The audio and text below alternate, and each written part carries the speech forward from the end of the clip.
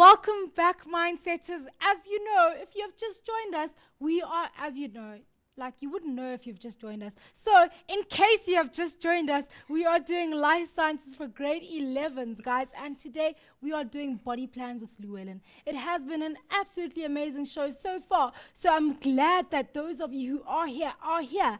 And in case you just want to help other learners, you better tell them right now to join, because this is a very important section in your life sciences syllabus. And of course, the interaction on Facebook is absolutely amazing. I would love more, but hey, this is just fine for me. Over to you, Llewellyn. Thanks, Kat. Before I carry on, I know Kat's forgotten one person.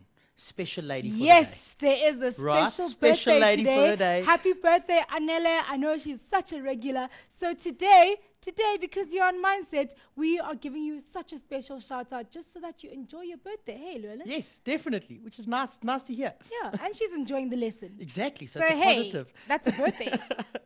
Do you want some questions? Yes, please, if you've got something. Okay, cool. We've got questions by Takalani, who asks, how can we distinguish annelids from other worms? Okay, now, that's a nice question. You only get two types of worms, right?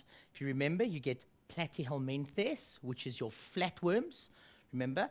And then you get your round worms, or should I say your segmented worms, which are your annelids. So when your worm is flat, it's the flatworms. When your worm is round, it's your segmented worms. And you can actually see the different sections, which is nice, right? You do see sections in flatworms, but they flat, which is a good key to look at. Flatworms, Platyhelminthes, right? And then your segmented worms, which are your annelids. Okay. I hope that answers his question. Yes, that does. I'm sure it does. Okay. And there's another one by him, actually, as well. Of what value are earthworms to farmers? Earthworms. Now, if you go to soil that is not very fertile, you will never find earthworms, which is quite cool. What earthworms actually do is they aerate the soil, right? First of all, they change nitrogen into something we can use. Is it nitrogen or nitrates? But it changes a chemical formula inside the ground so that the plants can actually grow. Okay, so earthworms are actually very important for farmers, because if they actually eat up all the rubbish, right, they change all the different, they change the soil to be used so that farmers can use it. Without them, we can't use the soil, which is very important. So you'll notice farmers love earthworms. Okay. Awesome, you can Perfect. carry on. Now, we ended off with what these this arthropods all have in common, right? If we look at the first one, okay, crustaceans, they are marine and fresh water, okay? They live inside the water. Now, as I said, your crustaceans, can you give me what a crustacean is? Okay, I'm always going to tell you this. Remember, we saw a spider, we saw a grasshopper, we saw, what else did we saw a centipede, right? And we saw a crab. Yeah. A crab, right. Now, out of those, okay, which one do you think is the crustacean? Now, the crustacean is the ones that look big and mean and solid, and they look vicious, right? Those are your crustaceans. They have your big, heavy armor, right? They are found in the sea. So it is a crab, right? Sea or freshwater. They are crabs. They have jointed exoskeleton, okay? They are not separated inside, okay? So they're not segmented inside, okay? So if I had a look, I know I've got a picture here in a few minutes, which I'll show you, right? They are not segmented inside, which means that their body is completely one. Just outside, their armor or their skeleton is segmented, because, let me just put that down. If I have an armor is like this, right? How am I going to move? It can't move anywhere. It's strong. So what they do is they segment it, so when you want to move it, one can go underneath the other. So you can actually move, right? So if it's like that, if it wants to go up, it can go underneath. If it wants to go above, it can go underneath. So this whole thing can move, right? It's very important. Even the joint can move. If it's solid, one piece, you can't move it. It must be separated so that you can actually move. Okay, very important. That's what makes them so special, is their exoskeleton, right, has joints in it or sections in it, but underneath there is no section. Okay, so that is what we get for your crustaceans. Okay, and there is a crustacean. Exactly what I said. If you have a look, see how it's joined. There's the one. And it looks like it's in sections. Can you see how it looks like in section? The same as we did with the annelids. The only difference is the annelid, remember, looked like different sections, right? That was your annelid. And these guys have sections. Let me just do that. They've got different sections. Oh, that is terrible today. Today it's just not working for me. But they've got different sections. Let me just do that again. Got different sections, but inside this whole thing is one thing. Very important to remember. Annelids, different section, all work individually. These guys, their armor or their exoskeleton, that is separate, but the inside, the internal structure of them is solid. Okay, not solid as in hasn't got the endoderm and mesoderm and all of that. It's got different parts, but it's one long thing. They're not separate from each other. Right, that is what you call your crustaceans. Right. The next one, if we go more down, oh, there's another crustacean. Look how beautiful that looks, hey? I love it when we have stunning pictures like this. The other one was just a picture that we draw, and there's one, that is a shrimp, right? Tastes very nice. Shrimps are very nice, right? Now, these guys, if you can see, look at its armor. It's separated there. Look how nice that looks, right? This armor is there so that he can move. You see how he can crawl up in a ball and then shoot himself out? That's what the armor does. Very important to make sure that those sections are there. If they're not there, they cannot move, right? The next one we're going to have a look at is your arachnids. We all know what arachnids is, hey? You know what an arachnid is? Spiders. A spider, that big thing on the man's face. Arachnids. Now, arachnids are also quite cool, right? Arachnids have two body sections, okay? They are two body sections. In other words, it has, you know, you normally hear about head, thorax, and abdomen and all of that, right? This thing only has two, okay? Your head, the anterior section, consists of head and thorax. In other words, the head and the thorax is almost like one thing, right? And the rest of it, the end piece, the posterior end, or the abdomen, is all by itself. Okay, that is why they can grow so nice and big on the back end. Okay, remember they shoot out the webs and all of that, so that's very important. But this abdomen, the nice thing about this abdomen, it is unbelievable. But that is actually very soft. So the abdomen in the back, if I had a spider, the first part of the spider would look like that, and the end piece would look nice and big. Remember, you get all your legs, and all the legs are going to come from there, right? I know I've drawn too many, but that's life. And over here, this piece here, what I'm coloring in now, that little piece there, you won't believe it, but it's actually soft, okay? It is not hard. And not only that, but it's also waterproof, okay? That the water cannot penetrate in. So it's soft. Sometimes it's got little hairs. If you look at your, what are those big spiders that everybody hates? Do you know, can you remember what their names are? Those hairy ones. Yes, what is it called? I'll think of the name in a few minutes. It's the, come on. Tarantula? That's the one I'm That's looking it. for. Tarantula, right? The tarantula has little hairs in the back of it, which it can actually shoot into you when it's scared, right? And it goes into your skin and it festers and all of that. So tarantulas can be very dangerous if they don't even bite you. So they can go into your skin and stick you, but they've got hair on there. But that whole abdomen, that whole big thing on the back, right? That is actually soft. And you know what? We learned it the hard way. I saw somebody learn it the hard way. He had a pet tarantula, and he dropped him by accident. And the problem with dropping a tarantula is as he hits the ground, he actually splats. Because it's not hard shell on the outside, right? He actually splats, and it's terrible. Disgusting. And yeah, it's exactly what it is. It's disgusting. But I mean, shame. I felt very sorry for it. So we cleaned it up and went to go get a new one. But the point of it, it is waterproof, cuticle on the outside, so it's very soft. Please remember that. Look after your arachnids, right? Look at that. Look how beautiful, beautiful those things look, hey? I took a nice one. It's beautiful colors. It's blue. And if you have a look, there's the abdomen that we were talking about, okay? And the front part, there we go. That's part of the head. So it's one section, two sections, okay? That is very nice. It's beautiful. And you see how the hair is coming out, as I was telling you, okay? You also get the scorpion. Okay, the scorpion is also part of that family. Okay, now if you have a look at it, this does have sections on it. It does have sections, but mostly you have a look at your arachnids are normally part of your spiders. Okay, they have the head, and then the head, this whole piece is the first piece. There's number one, and then the back piece would be that. Okay, very important. Okay, so they do get the ones that don't have a cuticle or the waxy cuticle, so it is a bit hard. These things actually they're actually soft. They're soft, but they have that chitin covering on it.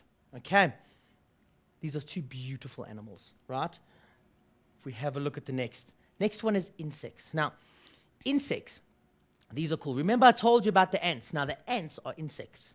Okay, the ants, 3/4 of all known species are found on land or in air.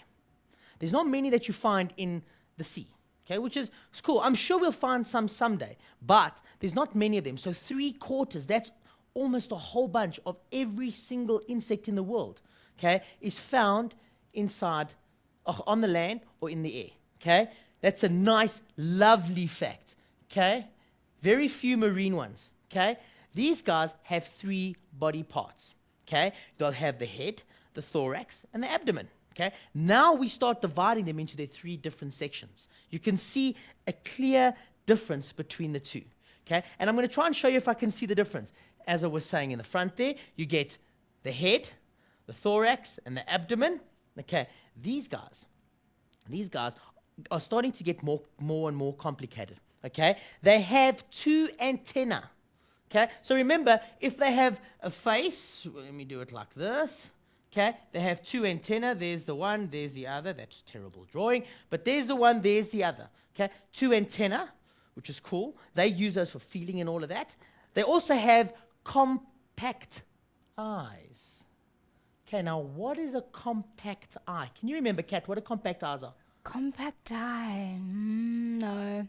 Maybe ones that can close up or open up, or they're you're small. trying. That's all I'm or- worried about. Now, if I have a look at it, we know eyes as, let's do that, with a little pupil there, because that's what you see at home, right? Wait, let me do this, because you're going to get very confused. There we go. Okay, so we know our eyes like that, right? Now, a compact eye looks like that. Cool. We're happy with that. It's nice and easy. But now have a look at this. This thing does this. It's got all different little eyes on the inside, right? So I know I'm drawing it terribly, but what I'm doing is, have you noticed how in those eyes you get little eyes? So they actually see, instead of like us, we see, you guys are seeing me. There we go, right? If you people had compact eyes and you had, let's say, 60 eyes, right? That thing consists of 60 little eyes. That means there will be 60 of me standing here, right? 60, you'll see different eyes, 60 of me standing here, and then you'll take it into your brain and your brain will convert it into one. That's quite cool. That's a compact eye, which is nice. I hope that explains it nicely. What's the use of that? It's just easier to see.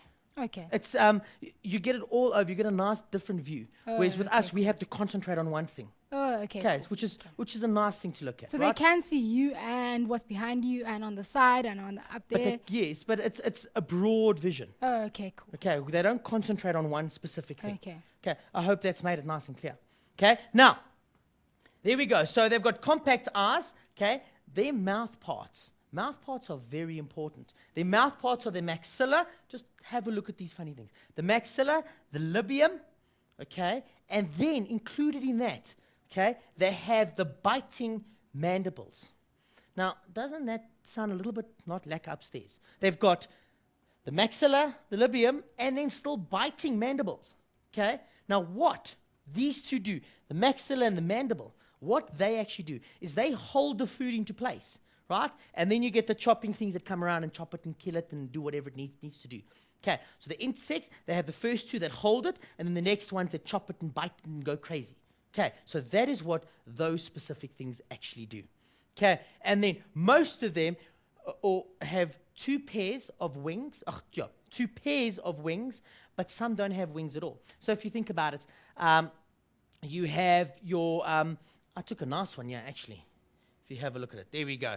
Those, if you have a look at it, they don't have wings, okay? That should be your dung beetle. He sits and he pushes the dung all over the place, right? It's a very good reason why he does that, but I'm not going to get into that now. But this guy, okay, he doesn't have he doesn't have wings. But if you have a look at the grasshopper that I was telling you about, remember, he has wings. If you see a grasshopper, he jumps in the air and he flies away, okay? And then he lands again. Now, he has wings. This guy doesn't have wings. Now, look at this. This is cool, okay? White, no, I think this one might work. The pink will work. You see the head?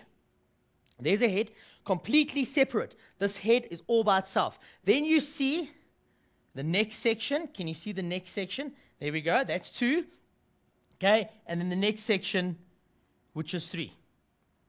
Okay, there's 1, there's 2, there's 3. Okay, now I want to take you back quickly so you can actually see what I mean. There we go. Too much. There we go. See? Can you see a head there? I can't see the head. All I see is it's this big part over there, this big part over there, and this small or big part over there. There's only 2. There's no separate head there. Okay, so that's a 2-body plan. The other one has a 3-body plan. Okay, please don't forget that. So we're starting to become more and more complex, if you've noticed. There's the 3-body plan. Okay, very, very nice. They're all individual from itself. Okay, now, the next one. This is cool. The Myriapoda. Okay, these guys are divided into 2 things. Okay, they are your centipedes and your millipedes. Okay, now, these are the things that my mom used to call, I don't know if you've ever heard it, Kat, it's called shongololos. Yes, I know those. Shongololos, I'm sure, where does that come I from? have no clue where they come Shongololos, from. we all know about shongololos, right? They are segmented body, 1 pair of legs on each side of each segment, right? So if you've got a little segment over there, okay, you've got a piece over there and a leg over there. A pair of legs on each segment, okay?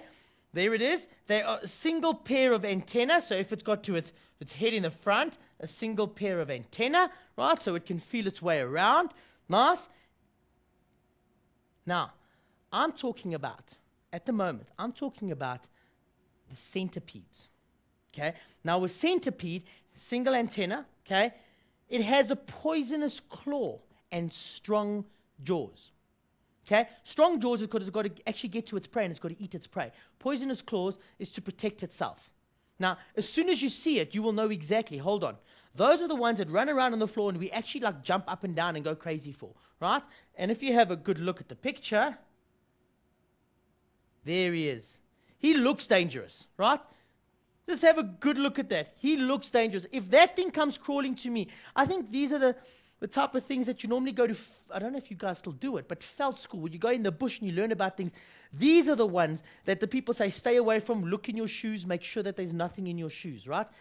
That is a centipede. Okay, the centipedes. The next one, okay, is your millipedes. Now, your millipedes are your shongololos. Okay, they're almost identical, just one different. They are not flat. Okay, I've put you flattened. Okay, the reason why I did that is it's a mistake. I want you to understand that this flattened should never ever be there. That is the difference between the millipede, right? Very important. They are just a segmented body. Okay, just a segmented body. They also have a pair of legs on each side. They also have a single pair of antenna. And lastly, they also have strong jaws, right? And there is the shongololos. Okay, now, I want you to picture that, keep your eyes on it, and I'll talk about it when we get back after the break. Sure, I don't think you want to keep your eyes on that, but just in case you do not move from your seat so that you can see it right after this.